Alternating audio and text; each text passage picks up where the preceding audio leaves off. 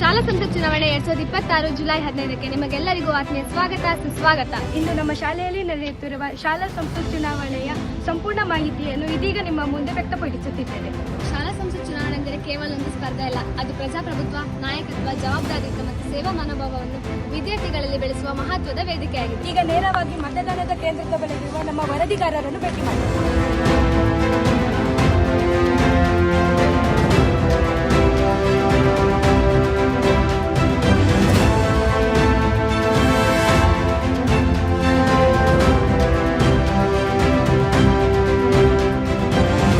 ಈಗ ವಿದ್ಯಾರ್ಥಿಗಳು ನಮ್ಮೊಂದಿಗಿದ್ದಾರೆ, ಅವರ ಅನಿಸಿಕೆ ಕೇಳೋಣ. ನೀವು ಯಾವ ರೀತಿ ಗುಣ ಇರೋ ಅಭ್ಯರ್ಥಿಗೆ ವೋಟ್ ಹಾಕ್ಬೇಕಂತ ಇದ್ದೀರಾ? ಗುಡ್ ಲೀಡರ್ಶಿಪ್ ಇದ್ದವರಲ್ಲಿ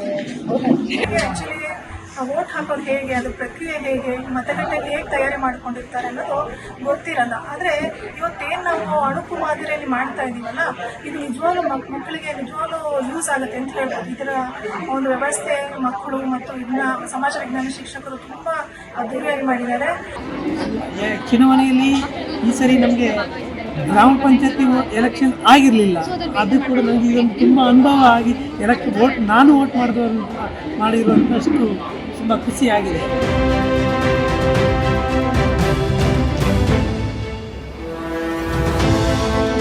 ಇತ್ತೀಚಿನ ದಿನಗಳಲ್ಲಿ ಮತದಾನದ ಪ್ರಕ್ರಿಯೆಯಲ್ಲಿ ಯುವಕರು ನಿರಾಸಕ್ತಿಯನ್ನು ತೋರುತ್ತಿರುವುದರಿಂದ ಈ ಥರದ ಒಂದು ಚಟುವಟಿಕೆ ಮಾಡೋದ್ರಿಂದ ಮುಂದಿನ ದಿನಗಳಲ್ಲಿ ಮತದಾನದ ಪ್ರಮಾಣವನ್ನು ಹೆಚ್ಚಳ ಮಾಡೋದಕ್ಕೆ ಮತ್ತು ವಿದ್ಯಾರ್ಥಿಗಳಿಗೆ ಮತದಾನದ ಮಹತ್ವ ಮತ್ತು ಅರಿವು ಆಸಕ್ತಿಗಳನ್ನು ಬೆಳೆಸೋದಕ್ಕೆ ಸಹಕಾರಿಯಾಗಿದೆ. ಹೇಗೆ ನಾವು ಮತಗಟ್ಟೆಯಲ್ಲಿ ಯಾವ ಪ್ರೋಸೆಸ್ಗಳ ಮೂಲಕ ನಡೆಸಿದ್ರು ಅದೇ ರೀತಿಯಲ್ಲಿ ನಮ್ಮ ಶಾಲಾ ಸಂಸತ್ ಚುನಾವಣೆಯಲ್ಲಿ ಭಾಗವಹಿಸಿದ ಅಭ್ಯರ್ಥಿಯೊಬ್ಬರು ನಮ್ಮೊಂದಿಗೆ ಇದ್ದಾರೆ. ಅವರ ಅನಿಸಿಕೆಗಳನ್ನು ಕೇಳೋಣ. ಎಲ್ಲರಿಗೂ ಮೊದಲನೇದಾಗಿ ನಮಸ್ಕಾರ. ನಾನು ಪ್ರಧಾನಮಂತ್ರಿಯ ಹುದ್ದೆಗೆ ನಿಂತಿದ್ದೇನೆ. ಈ ಕ್ಯೂರಿಯಾಸಿಟಿ ನಿಂತು ಯಾರು ವಿನ್ ಆಗ್ತಾರೆ ಅಂತೇಳಿ ಈ ಸತಿ ತುಂಬ ಚೆನ್ನಾಗಾಗಿದೆ ಚುನಾವಣೆ ಪ್ರಕ್ರಿಯೆ. ಎಲ್ಲರೂ ತುಂಬ ಚೆನ್ನಾಗಿ ಪಾರ್ಟಿಸಿಪೇಟ್ ಮಾಡ್ತಾ ಇದ್ದಾರೆ. ಪ್ರಧಾನಮಂತ್ರಿ ಹುದ್ದೆಗೆ ಸ್ಪರ್ಧಿಸುತ್ತಿದ್ದೇನೆ. ಎಲ್ಲರೂ ವೋಟ್ ಹಾಕಿದ್ದಾರೆ ಅಂತ ನಂಬಿ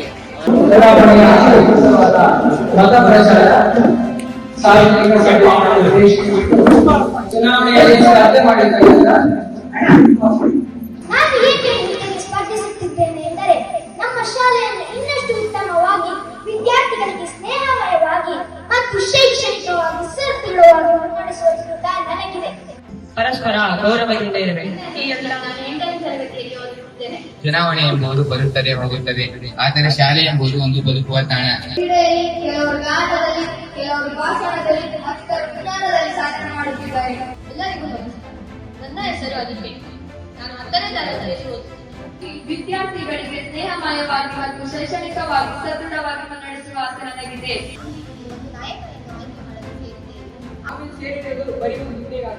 ನಮ್ಮ ಶಾಲೆ ಒಂದು ಉನ್ನತಿಗೋಸ್ಕರ ಬರೀ ಪುಸ್ತಕದ ಪುಟಗಳಾಗಬಾರದು. ಕಲೆ, ಸಾಹಿತ್ಯ, ಕ್ರೀಡೆ ಹಾಗೂ ವೈಜ್ಞಾನಿಕ ಆವಿಷ್ಕಾರಗಳಿಗೆ ನಮ್ಮ ಶಾಲೆಯಲ್ಲಿ ಹೆಚ್ಚಿನ ಅವಕಾಶ ನೀಡುವಂತೆ ಸೂಚಿಸುತ್ತೇನೆ. ಶಿಕ್ಷಕರು ಮತ್ತು ವಿದ್ಯಾರ್ಥಿಗಳ ನಡುವಿನ ಅಂತರವನ್ನು ಕಡಿಮೆ ಮಾಡಲು ತಿಂಗಳಿಗೊಮ್ಮೆ ಓಪನ್ ಡೈಲಾಗ್ ಸಭೆಯನ್ನು ಏರ್ಪಡಿಸುತ್ತೇನೆ. ಇವುಗಳ ತಾಣವಾದರೆ ಪ್ರತಿ ವಿದ್ಯಾರ್ಥಿಯು ಸುರಕ್ಷಿತ ಮತ್ತು ಸಂತೋಷದಾಯಕ ತಾಣವಾಗಿರಬೇಕು. ಶಾಲೆಯಲ್ಲಿ ನಡೀತಕ್ಕಂಥ ಕೆಲವೊಂದು ಪ್ರಿಪರೇಷನ್ಗಳನ್ನೆಲ್ಲ ಗಮನಿಸಿದ್ವಿ. ತುಂಬಾ ಖುಷಿ ಆಗ್ತಾ ಇತ್ತು.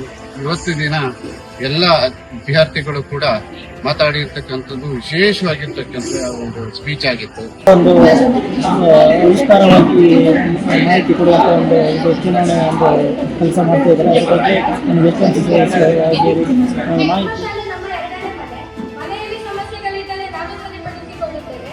ನನ್ನ ಮಾತುಗಳನ್ನು ಮುಗಿಸ್ತಾ ಇದ್ದೇನೆ. ಧನ್ಯವಾದಗಳು. ಚುನಾವಣೆ 2026 ಸರ್ಕಾರಿ ಪ್ರೌಢಶಾಲೆ ಕೊಡ್ಲು ಇಲ್ಲಿ 15/7/2026 ನಡೀತಾ ಇದೆ.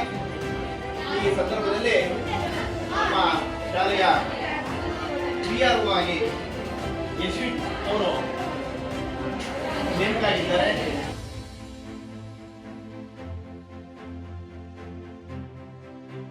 ಚುನಾವಣೆಯನ್ನ ನಡೆಸಿಕೊಡಬೇಕು. ಇಂದು ನಾನು ಮತಗಟ್ಟೆಯ ಮಾಲ್ ಮಾಡುತ್ತಿದ್ದೇನೆ.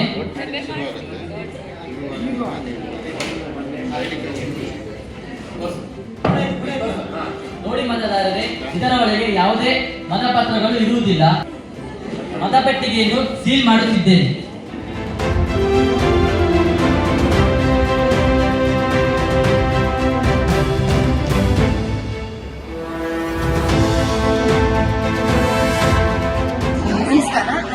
ಪ್ರಿಯಾ ಅಂತ. ನಾನು ಪ್ರೆಸ್ ಫೌಂಡೇಶನ್ ವತಿಯಿಂದ ಲೈಫ್ ಸ್ಕಿಲ್ ಟೀಚರ್ ಆಗಿ ವರ್ಕ್ ಮಾಡ್ತಾ ಇದ್ದೀನಿ. ಈ ದಿನ ನಮ್ಮ ಸ್ಕೂಲಲ್ಲಿ ಪ್ರೆಸ್ ಫೌಂಡೇಶನ್ ಸಹಯೋಗದೊಂದಿಗೆ ಚುನಾವಣಾ ಪ್ರಕ್ರಿಯೆ ನಡೆಸ್ತಾ ಇದ್ದಾರೆ. ನಮ್ಮ ಫೌಂಡೇಶನ್ ಮುಖ್ಯ ಉದ್ದೇಶ ಬಂದ್ಬಿಟ್ಟು ಸ್ಕೂಲ್ನ ಮಕ್ಕಳಿಗೂ ಕೂಡ ಚುನಾವಣಾ ಪ್ರಕ್ರಿಯೆ ಹೇಗೆ ನಡೆಯುತ್ತಾರೆ ಅನ್ನೋ ಕಾನ್ಸೆಪ್ಟ್ನ ತಿಳಿಸ್ಕೊಡೋದಕ್ಕೋಸ್ಕರ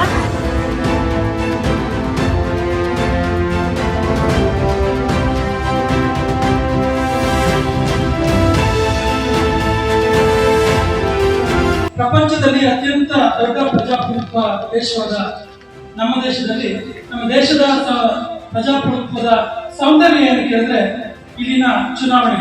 the beauty of democracy is our elections.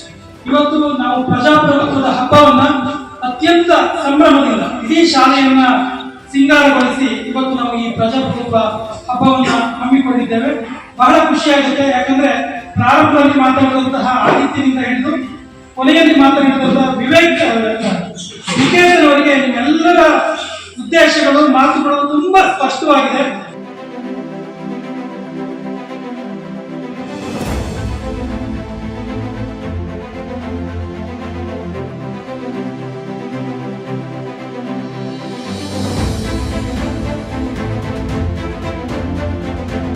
ಚುನಾವಣಾ ಪ್ರಕ್ರಿಯೆ ಹೇಗೆ ನಡೀತಾ ಇದೆ ಅನ್ನೋದನ್ನ ನೀವು ಕಳೆದ ಒಂದು ವಾರದಿಂದ ನೋಡ್ತಾ ಇದ್ದೀವಿ.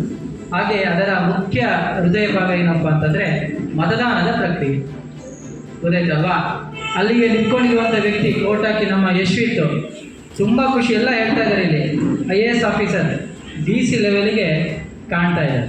ಪೋಲಿಂಗ್ ಸ್ಟೇಷನ್ ಅಲ್ಲ, ಪೋಲಿಂಗ್ ಸ್ಟೇಷನ್ ಮತಗಟ್ಟೆ ಅಂತ. ಮತದಾನ ಪ್ರಕ್ರಿಯೆ ಆಕ್ಚುಲ್ ಆಗಿ ನಡೆಯುವಂಥ ಜಾಗ. ಅದಕ್ಕೆ ಅವನಿಗೆ ಹೆಡ್ ಆಗಿರ್ತಾನೆ. ಅದಕ್ಕೆ ಅವನ ಅಧ್ಯಕ್ಷಾಧಿಕಾರಿ, ಮತಗಟ್ಟೆಯ ಅಧ್ಯಕ್ಷಾಧಿಕಾರಿ, ಇಂಗ್ಲೀಷ್ನಲ್ಲಿ ಪ್ರಿಸೈಡಿಂಗ್ ಆಫೀಸರ್ ಅಂತ ಕರೀತಾರೆ. ಅವರಿಗೆ ಸಹಾಯಕರಾಗಿ ಅವನ ನಂತರದಲ್ಲಿ ಪ್ರೇರಣೆ, ಇವಳು APR ಅಂತ ಅಸಿಸ್ಟೆಂಟ್ ಪ್ರಿಸೈಡಿಂಗ್ ಆಫೀಸರ್ ಅಂತ. ಒಂದು ವೇಳೆ ಅವನ ಅನುಪಸ್ಥಿತಿಯಲ್ಲಿ ಇವಳೇ ಈ ಮತಗಟ್ಟೆಯ ಮತದಾನದ ಪ್ರಕ್ರಿಯೆ ನಡೆಸ್ಕೊಡುವಂಥ ಜವಾಬ್ದಾರಿ ಅವಳದಾಗಿರೋದು. ನೆನ್ಪಿಡ್ಕೊಂಡು PR ಇಲ್ಲ ಅಂತಂದ್ರೆ APR ಅವರ ಜವಾಬ್ದಾರಿ. ಅವಳ ಕೆಲಸ ಏನಪ್ಪ ಅಂದರೆ ನಿಮ್ಮ ಗುರುತನ್ನು ಪತ್ತೆ ಹಚ್ಚೋದು ಅವಳ ಕೆಲಸ. ನೀವು ಮತದಾರ ಹೌದೋ ಅಲ್ಲೋ ಅನ್ನೋದನ್ನು ಪತ್ತೆ ಹಚ್ಚುವಂಥ ಜವಾಬ್ದಾರಿ ಅವಳು. ಅದಾದಮೇಲೆ ಸೃಷ್ಟಿ ಇದ್ದಾಳೆ, ಅವಳು ಸೆಕೆಂಡ್ ಪೋಲಿಂಗ್ ಆಫೀಸರ್ ಅಂತ. ಅವಳ ಹತ್ರ ಮತದಾರರ ರಿಜಿಸ್ಟ್ರಿ ಇರುತ್ತೆ. ನಿಮ್ಮ ಕ್ರಮ ಸಂಖ್ಯೆ ಮತ್ತು ನಿಮ್ಮ ಆಧಾರ್ ಕಾರ್ಡ್ ನೀವೇನು ಹಾಜರುಪಡಿಸ್ತೀರಲ್ಲ ಅದರ ಡೀಟೇಲ್ ಎಲ್ಲ ಅವಳು ಬರ್ಕೊಂತಾಳೆ. ಮೂರನೇ ಸ್ಥಾನದಲ್ಲಿ ಶಕ್ತಿ ಇದ್ದಾಳೆ, ಅವಳು ಥರ್ಡ್ ಪೋಲಿಂಗ್ ಆಫೀಸರ್. ಅವಳೇನು ಮಾಡ್ತಾಳಪ್ಪ ಅಂದರೆ ನಿಮ್ಮ ಎಡಗೈ ತೋರು ಬೆರಳಿಗೆ ಇಂಡೆಬಲ್ ಇಂಕನ್ನು, ಅಳಿಸಲಾಗದ ಶಾಯಿಯನ್ನು ಹಚ್ತಾರೆ. ಯಾಕಂದರೆ ಯಾರ್ಯಾರ ಹೆಸರಿನಲ್ಲಿ ಪ್ರಾಕ್ಸಿ ಓಟುಗಳನ್ನು ಹಾಕ್ತಾರೆ. ಅಂದರೆ 4-5 ಓಟುಗಳನ್ನು ಹಾಕೋ ಚಾನ್ಸಸ್ ಇರುತ್ತೆ. 4ನೇವಳು ಖುಷಿಯಾಗಿ ಕೂತ್ಕೊಂಡಿದ್ದಾರೆ. ಅವಳ ಕೆಲಸ ಏನಪ್ಪ ಅಂದರೆ ನಿಮಗೆ ಮತಪತ್ರವನ್ನು ಕೊಡ್ತಾಳೆ. ಮತಪತ್ರವನ್ನು ಕೊಡುವಾಗ ಅವಳು ಮರ್ಚಿ ಕೊಡ್ತಾಳೆ, ಗೊತ್ತಾಯ್ತಲ್ಲ? ಮರ್ಚಿ ಕೊಡ್ತಾಳೆ. ಅದನ್ನು ನೀವು ಬಿಡಿಸ್ಕೊಂಡು ಮತವನ್ನು ಹಾಕಬೇಕು. ಗೊತ್ತಿದೆಯಲ್ವಾ? ಹೆಡ್ ಮಾಸ್ಟರ್ ಕೂಡ ಮೊನ್ನೆ ಹೇಳಿದ್ದಾರೆ. ಪ್ರಧಾನಮಂತ್ರಿ ಸ್ಥಾನಕ್ಕೆ 2 ನಿಂತ್ಕೊಂಡಿದ್ದಾರೆ, ಅದರಲ್ಲಿ ಯಾರಿಗಾರು ಒಬ್ರಿಗೆ ಓಟನ್ನು ಹಾಕಬೇಕು. ಮತ್ತೆ ಸಚಿವ ಸ್ಥಾನಕ್ಕೆ 26 ಜನ ನಿಂತ್ಕೊಂಡಿದ್ದಾರೆ. ನಿಮ್ಗೆ ಇಷ್ಟ ಆಗೋ ಯಾವ್ದಾದ್ರು 10 ಜನಕ್ಕೆ ಓಟ್ ಹಾಕಿ. ಇದು ಪ್ರೋಸೆಸ್. ಅಧ್ಯಕ್ಷ ಅಧಿಕಾರಿಯಾಗಿ ಘೋಷಣೆ ಮಾಡಿಸಿದ್ದೇನೆ. ಮತದಾನ ಪ್ರಾರಂಭವಾಗಿದೆ.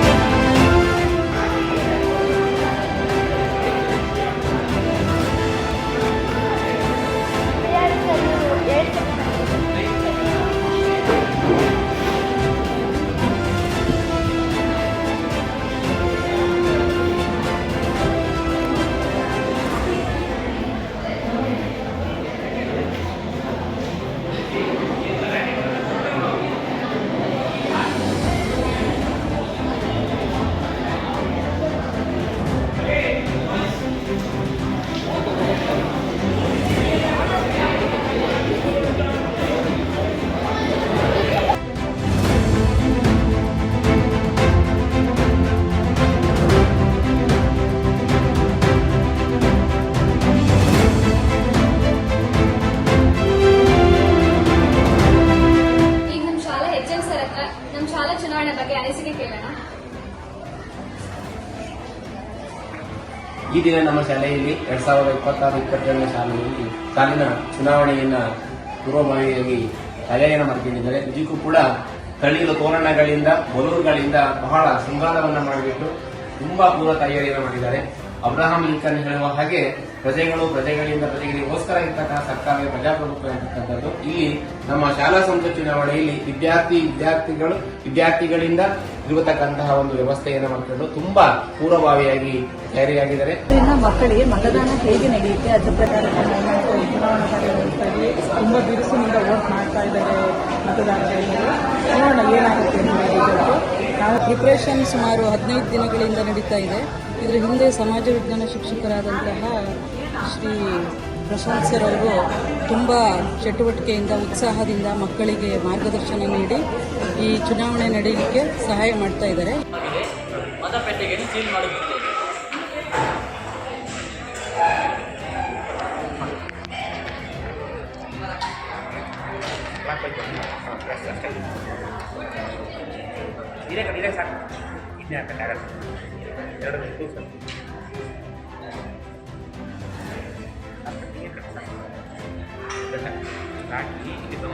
ನಿಯಮ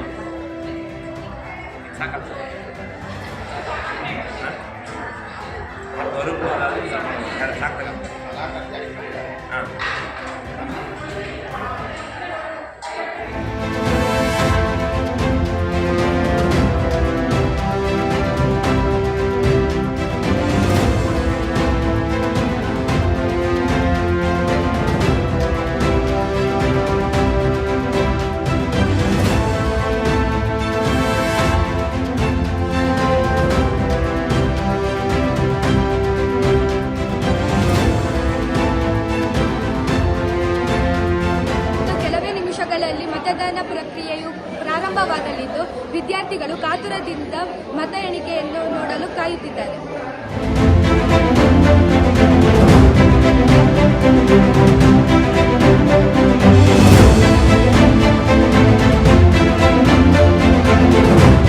ಮತಪೆಟ್ಟಿಗೆ ಸ್ಟ್ರಾಂಗ್ ರೂಮಿಂದ ಗೊತ್ತಿದೆ. ಒಂದು ಜೋರಾದ ಚಪ್ಪಾಳೆ ತಟ್ಟಿ.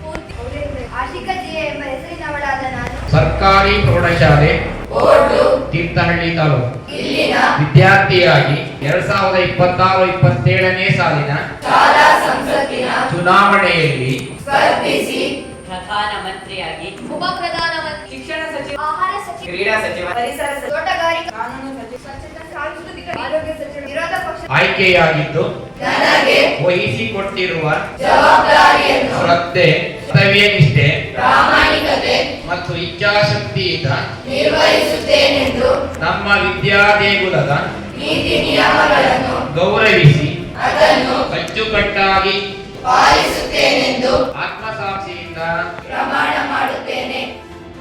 ಇದು ಕೇವಲ ಒಂದು ಶಾಲಾ ಚುನಾವಣೆಯಲ್ಲ, ಪ್ರಜಾಪ್ರಭುತ್ವದ ಭವಿಷ್ಯವನ್ನು ರೂಪಿಸುವ ಮೊದಲ ಹೆಜ್ಜೆ. ಒಂದು ಮತದ ಮೌಲ್ಯವನ್ನು ಅರಿಯುವ ಪ್ರಯಾಣ ಇಲ್ಲಿಂದಲೇ ಆರಂಭವಾಗುತ್ತದೆ. ಇಂದು ಶಾಲೆಯಲ್ಲಿ ಜವಾಬ್ದಾರಿಯಿಂದ ಮತ ಚಲಾಯಿಸುವ ವಿದ್ಯಾರ್ಥಿಗಳೇ ನಾಳೆ ದೇಶದ ಪ್ರಜ್ಞಾವಂತ ನಾಗರಿಕರಾಗುತ್ತಾರೆ. ಶಾಲಾ ಚುನಾವಣೆ ನಾಯಕತ್ವ, ಜವಾಬ್ದಾರಿ, ಪ್ರಾಮಾಣಿಕತೆ ಹಾಗೂ ಪ್ರಜಾಪ್ರಭುತ್ವದ ಮೌಲ್ಯಗಳನ್ನು ಕಲಿಸುವ ಅತ್ಯುತ್ತಮ ವೇದಿಕೆ. ಇಲ್ಲಿ ಗೆಲುವು ಅಥವಾ ಸೋಲು ಮುಖ್ಯವಲ್ಲ. ಪ್ರಾಮಾಣಿಕವಾಗಿ ಸ್ಪರ್ಧಿಸುವುದು, ಜವಾಬ್ದಾರಿಯಿಂದ ಮತ ಚಲಾಯಿಸುವುದು ಮತ್ತು ಫಲಿತಾಂಶವನ್ನು ಗೌರವದಿಂದ ಸ್ವೀಕರಿಸುವ ಮನೋಭಾವವೇ ನಿಜವಾದ ಗೆಲುವು. ಪ್ರತಿಯೊಂದು ಮತವೂ ಒಂದು ನಂಬಿಕೆ, ಪ್ರತಿಯೊಂದು ಆಯ್ಕೆಯೂ ಒಂದು ಜವಾಬ್ದಾರಿ. ಮತ ಚಲಾಯಿಸಿದ ಕೈಗಳು ನಾಳೆ ರಾಷ್ಟ್ರದ ಭವಿಷ್ಯವನ್ನು ರೂಪಿಸುವ ಕೈಗಳಾಗಲಿ. ಆಯೋಜನೆ ಹಾಗೂ ಪ್ರಸ್ತುತಿ: ಮತದಾರರ ಸಾಕ್ಷರತಾ ಕ್ಲಬ್, ಸರ್ಕಾರಿ ಪ್ರೌಢಶಾಲೆ, ಕೂಡ್ಲು.